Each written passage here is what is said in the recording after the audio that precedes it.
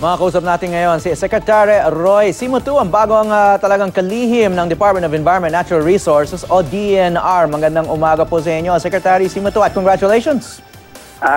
Maraming salamat, Howie. Good morning. At diretsahang tanong na po, kayo ay dating AFP Chief. What makes you qualified to be DENR Secretary, sir?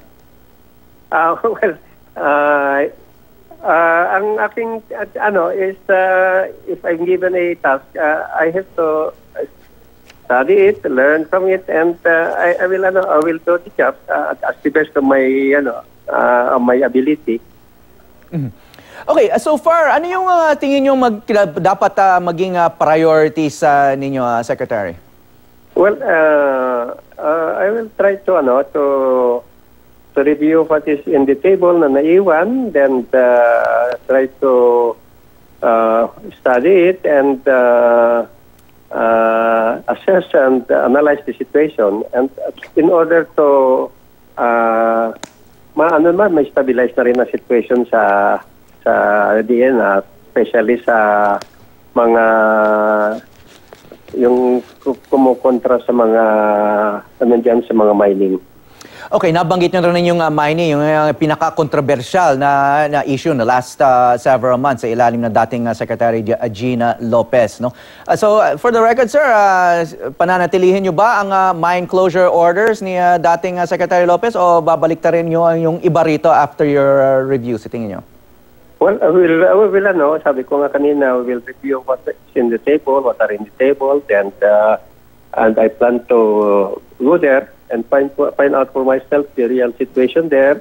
I will look into the situation, status, especially yung mga mining company na allowed to operate because they possess best practice in the industry.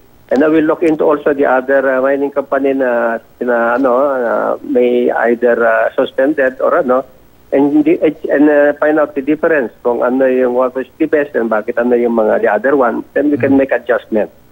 Sir, you served as a military officer in Mindanao where there are quite a number of mining operations. Ano yung naging impression sa inyo just from your observation from during your service years in Mindanao of the mining operations there?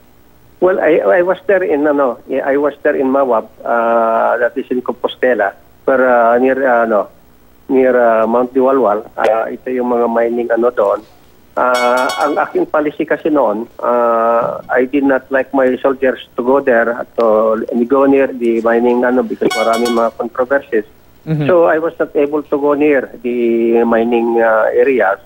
But when I was about to transfer, sabi ko, I think to see the place naman para naman makita ko naman what's mining. Hanggang doon lang naman ako, nakapasok ako. I saw the tunnels, I saw the how they process, and hanggang doon lang yung nakita ko. So gusto ko ngayon babalik para I will look into it deeper. Meron ba kayo napansin na mga environmental effects kahit na sa labas ng tunnel mismo? May nakita ba kayong environmental effects ng mining? Well, at that time naman, hindi naman akong nakakitang mga ganon. At that time, that was 1994, 1995 pa. So that was the last time I was there. Okay, maraming salamat sa inyo, Environment Secretary Roy Simutu. Ay maraming salamat rin. Thank you very much.